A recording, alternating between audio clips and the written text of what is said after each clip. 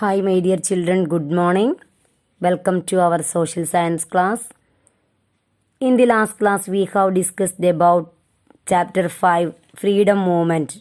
Gandhiji takes on the British, Rowlatt Act and Jallianwala Bagh incident, non-cooperation movement. Okay? So, today we are going to the next topic, Simon Commission. Simon Commission.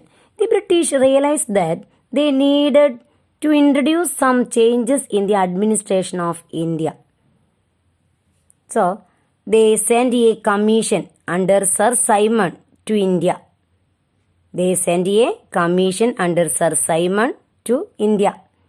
The Indian people greeted the commission with black flags and shouted, "Simon, go back!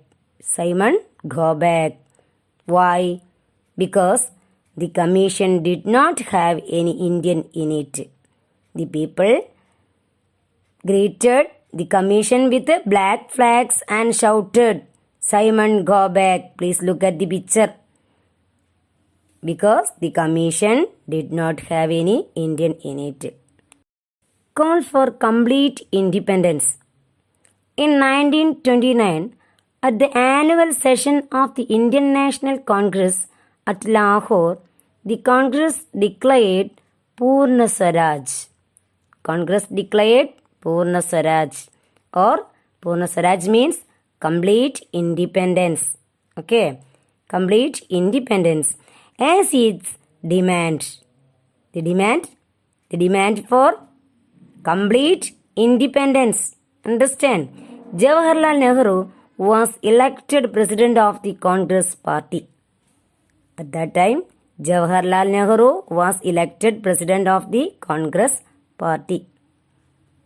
The Dandi March.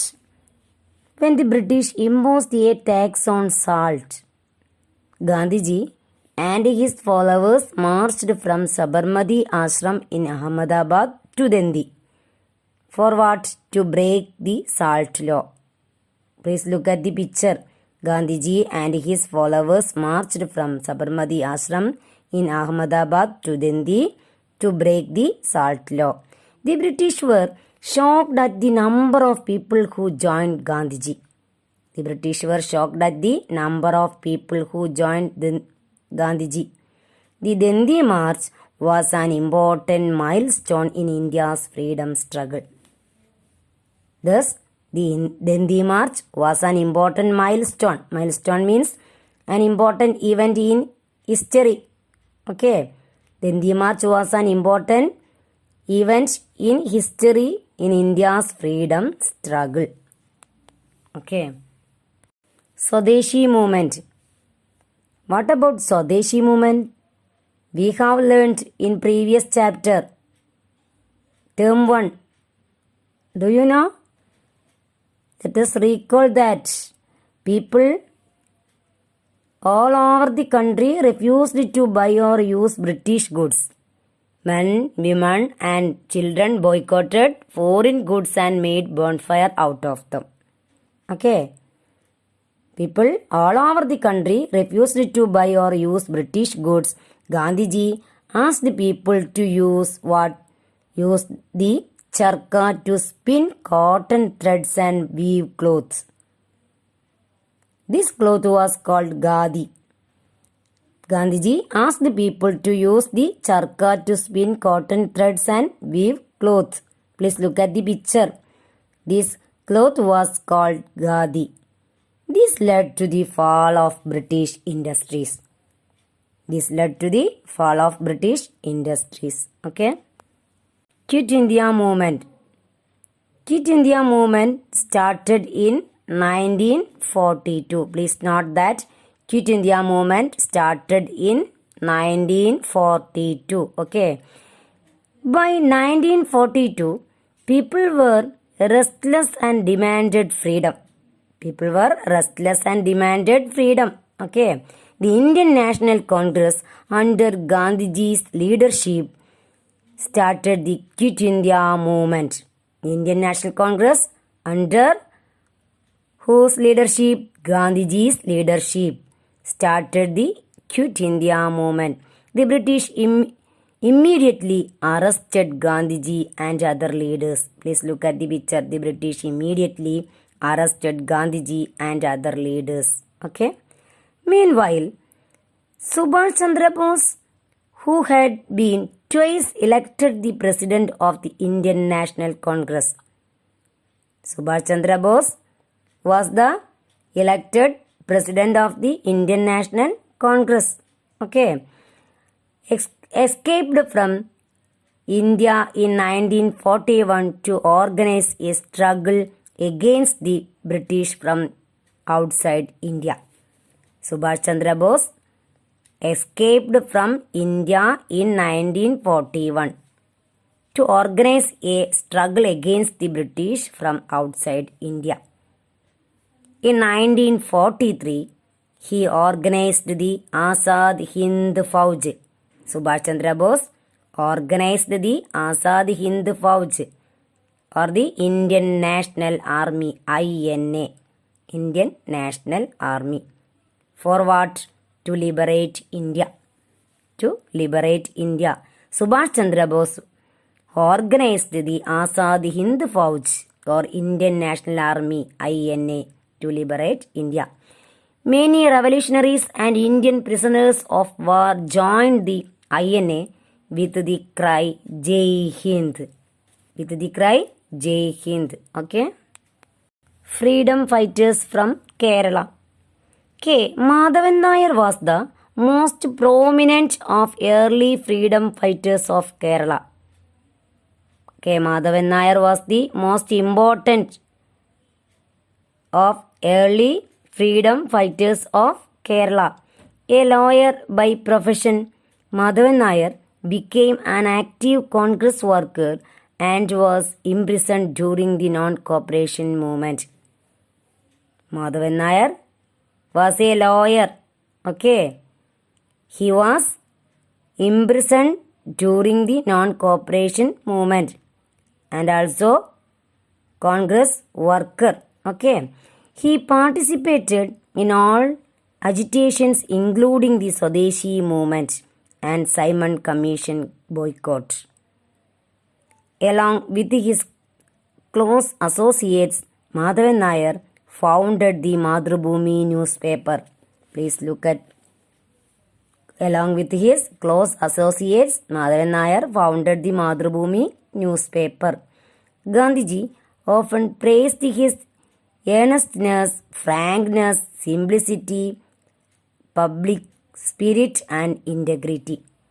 Gandhiji often praised K. Madhavan Nair's earnestness, sincere, frankness, outspoken, okay, simplicity. Simplicity means condition of being simple. Public spirit and integrity. Public spirit and honesty. Okay. K.P. Keshava Menon was another prominent freedom fighter from Kerala. After setting up a law practice in Calicut, he joined the Indian National Congress in 1915. He gave up practice to join the non-cooperation movement in 1921. Okay. In 1923, he became the founder editor of the Madhrubhumi. Understand? He led the famous Vaikam Satyagraha in 1924 and was imprisoned for 6 months in Trivandrum Central Jail. Vaikam Satyagraha. Do you know Vaikam Satyagraha? What about Vaikam Satyagraha? Vaikam Satyagraha was a satyagraha in Travancore, now part of Kerala, against untouchability and caste discrimination in Hindu society of Kerala. The movement was centered around the Sri Mahadeva temple at Vaikam. Okay. Who led the Vaikam Satyagraha? Who led the Vaikam Satyagraha? K.P. Keshava Menon. K.P. Keshava Menon led the Vaikam Satyagraha in 1924. Okay. Please note that year, Vaikam Satyagraha in 1924. He was considered and respected by all as the grand old man of Kerala He is known as Grand Old Man of Kerala. Who? K.P. Keshava Menon. K.P. Keshava Menon was the Grand Old Man of Kerala. Okay. India wins freedom. By the end of the Second World War in 1945. The First World War broke out in 1914. Okay. By the end of the Second World War in 1945, the British realized that they could no longer stay in India. British realized that they could no longer stay in India. Why? Because the Indians were determined to expel the British. Because the Indians were determined to expel, to force out the British. Okay, exile. A major problem that had emerged because of the British policy of divide and rule was the demand for Pakistan by some Muslims. A major problem that had emerged. Emerged means to become known. Okay. Because of the British policy of divide and rule was the demand for Pakistan by some Muslims. Finally, on 15 August 1947, we know that what? India gained freedom. India gained freedom on 15 August 1947. Okay. Jawaharlal Nehru was the first Prime Minister of independent India. Jawaharlal Nehru was the first Prime Minister of independent India. Dr. Rajendra Prasad became the first president at that time. Okay. Dr. Rajendra Prasad became the first president. Do you know, on 26 January 1950, India's constitution came into force. On 26 January 1950, India's constitution came into force. India became a sovereign democratic republic. We celebrate this day each year as Republic Day. We celebrate this day each year as Republic Day. Okay.